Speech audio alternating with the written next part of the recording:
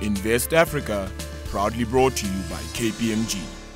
Welcome to this week's edition of Invest Africa. I'm Natascha Jacobsz. Now, it's affectionately known as slaapstad, but Cape Town's economy is anything but sleepy.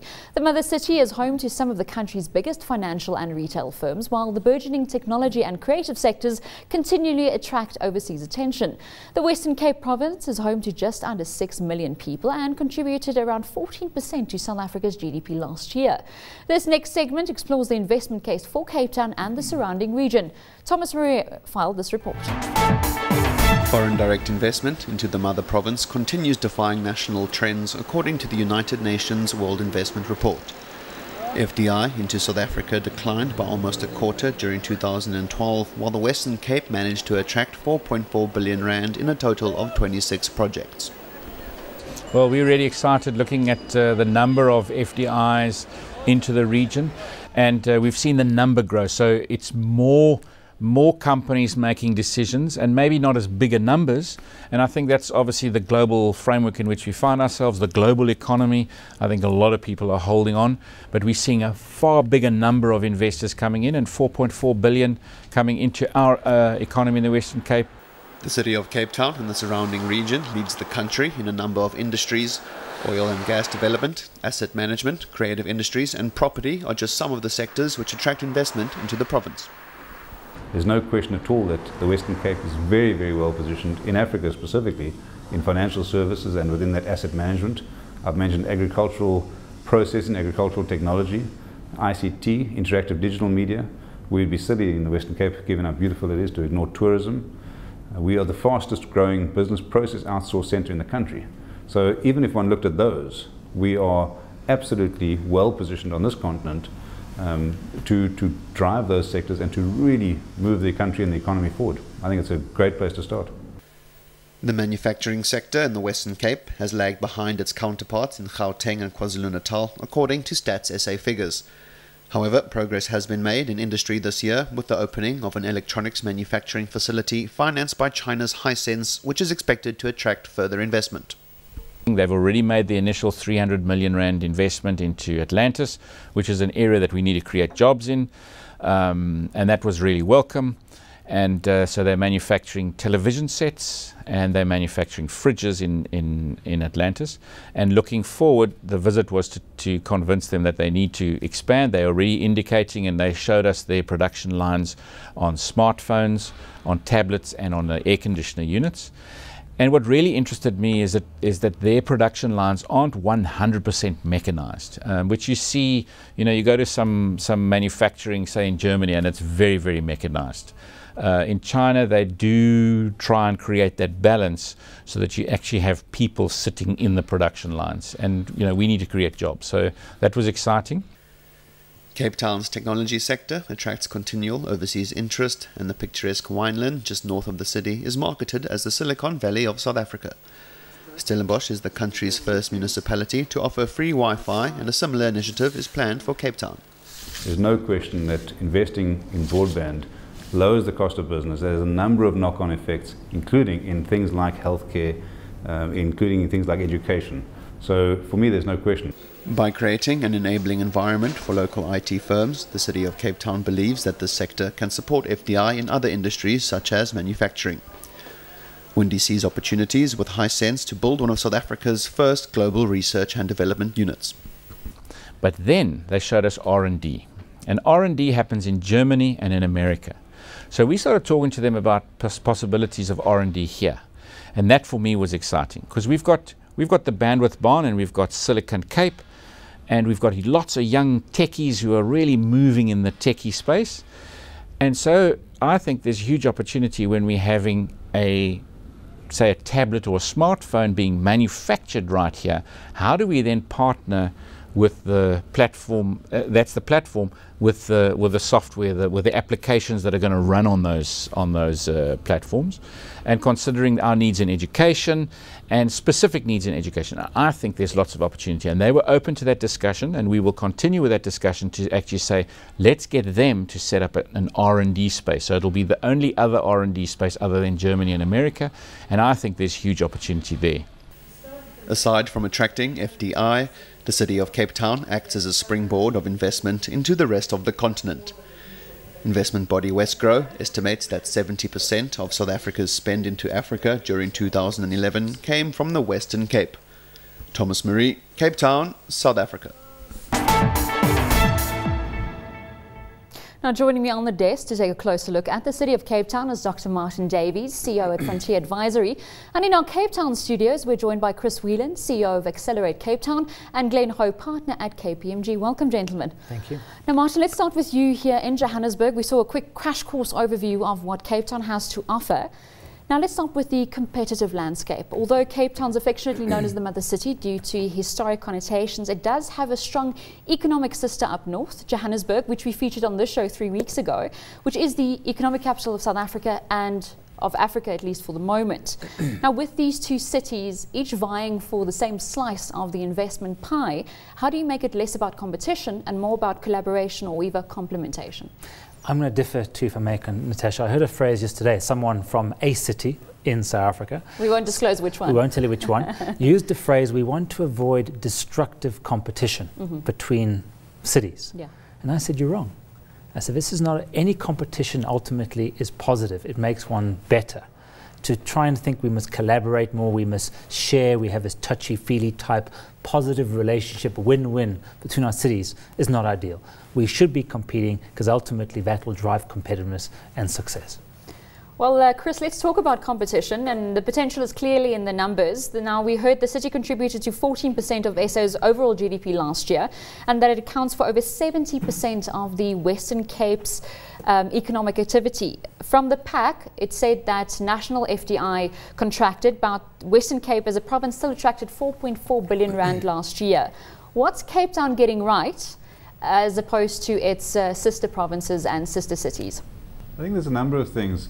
The first, of course, is that, I've just actually come back from being up in Mpumalanga, and not to Martyn's point about competition.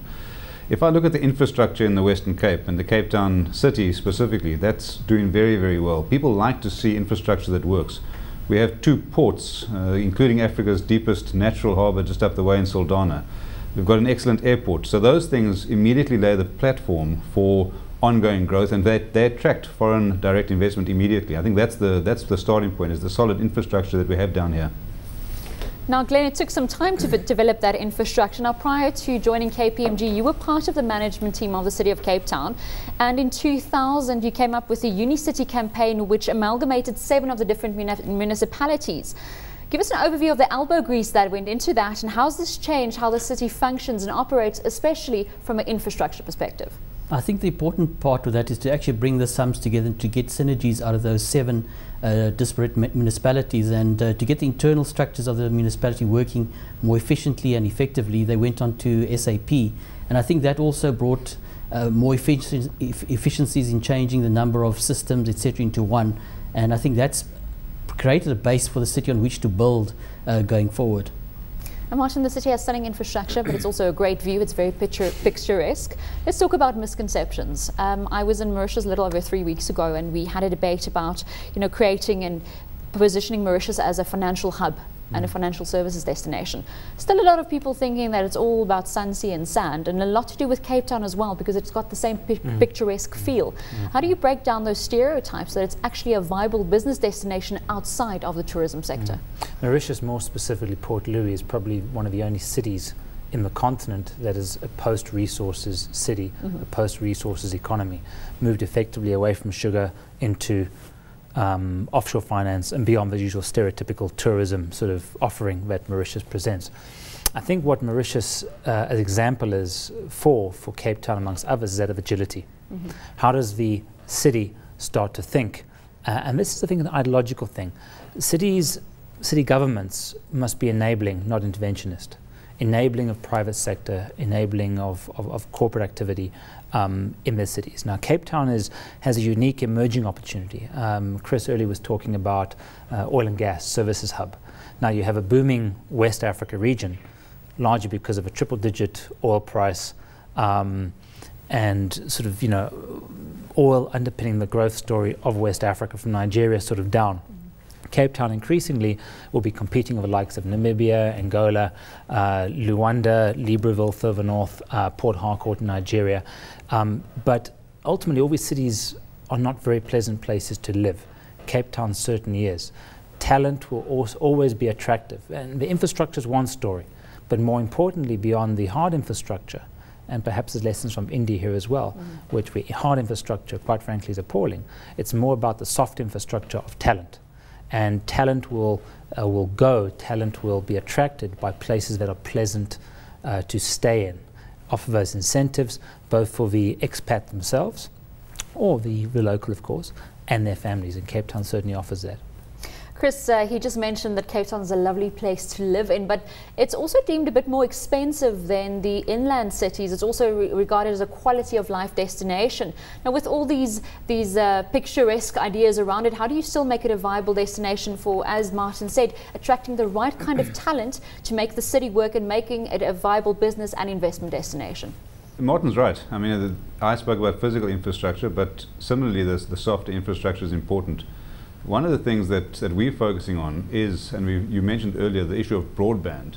When talented people can come to a place in a solution mindset, and they can be connected to anywhere in the world, and specifically in this case the rest of the continent, both through flights, through the use of our port to move goods around, but also, as I say, through broadband, and they can actually connect ideas to each other.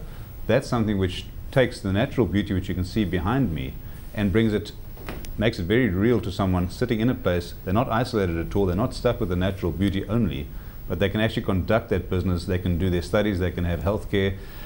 Most importantly, they can connect for business and for social directly with anywhere in the world. So I think that's something which is absolutely crucial, and which I know the city and the province are working very hard on, along as is the private sector, of course.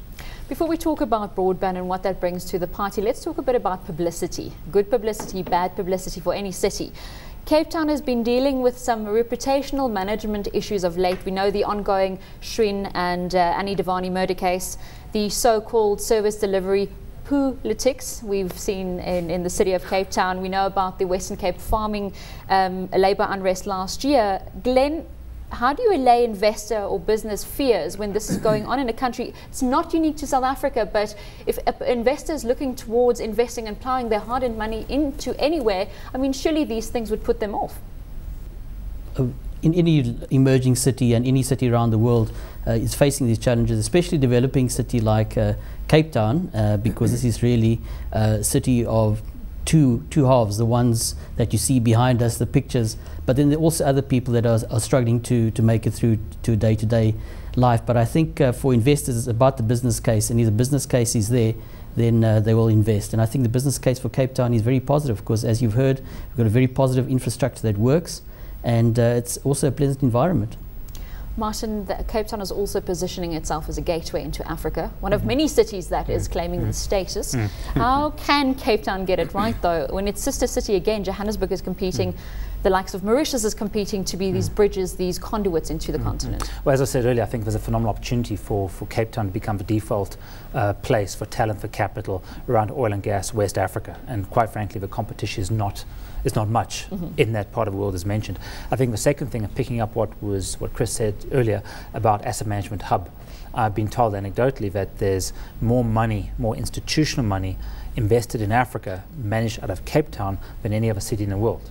Now that's a phenomenal story to start to tell, and it comes back to talent and the clustering for competitiveness, effectively. The other thing is, what you allude to is, there's Africa has been underserved in all ways, traditionally. The competition, it's not just a Cape Town story or Johannesburg story. The competition is from the East Africa hub is Nairobi. The West Africa hub, well, arguably as a Lagos or as an Accra. So it's a regional relationship. Every region needs a hub. West Africa is stymied by not having an internationally competitive airline. East Africa has that. Dubai undoubtedly is emerging very rapidly as the African hub because of connectivity, because of infrastructure, because of great service. We see similar aspirations from Abu Dhabi perhaps as well, and Bahrain, also the Africa sort of strategies. We see London as a hub, a financial services hub for West Africa. We see Paris as a hub effectively for Francophone Africa. So how do we carve out what is a place for Cape Town? And just one last point is, Glen mentioned the two parts, the two stories of Cape Town, and this is very much the case. Is a city ordinarily, a city-state is ordinarily far more, or a coastal city is far more agile than an inland city, because effectively you look out to sea, you don't look inland. So a coastal city or a city-state should focus maybe on 2 or 3 things: professional services, which what Cape Town does, logistics, as was mentioned, because of the trading, the maritime trade and the air trade particularly. And thirdly is acting as serving as a corporate HQ for Fortune 500 or Fortune 1000 companies. But in Cape Town case, there's the second story.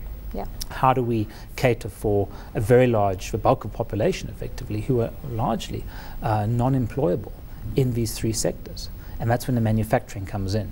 And the agility I referred to is only possible when a government, a central government, decentralizes or is willing to decentralize, give that policy flexibility to city management in order to create those incentives and policy incentives to attract that much needed industrial type activity beyond the 3 obvious ones. Now, Chris, Martyn mentioned skills, and there's seemingly a mismatch between the skills available and the job opportunities available. Other than just absorbing these people and building the manufacturing sector, how do you reskill the unskilled to make them more viable for traditional roles and perhaps the creative sector even? Yeah, I think you've now touched on the elephant in the room, which is South Africa, and it's not a Cape Town thing, it's a South Africa skills development issue. I think there are a number of things that one has to get right. One has to get the economy moving in conjunction with developing the skills. They aren't an either or, they're a both and. If I pick again on what Martyn said about Cape Town's positioning as potentially an oil and gas hub, when I say Cape Town, I clearly include Saldanha in that, as an oil and gas hub for West Africa. What do we need there? Well, that gives us energy security potentially. It frees up the rest of the country to use the power differently, and of course that could lead to industrialization in different parts of the country. But we also need artisanal skills very, very strongly positioned in the Cape Town city region, in the Western Cape. So drive the energy in Saldanha, the oil and gas servicing, and use that opportunity to lift up people who need to be trained. A 4-year NTC course in artisanal skills is absolutely essential.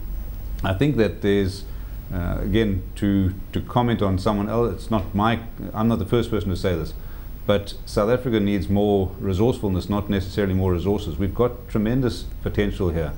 We need to use that opportunity for servicing the West Coast and use it constructively with what our needs are, and that's to absorb labour.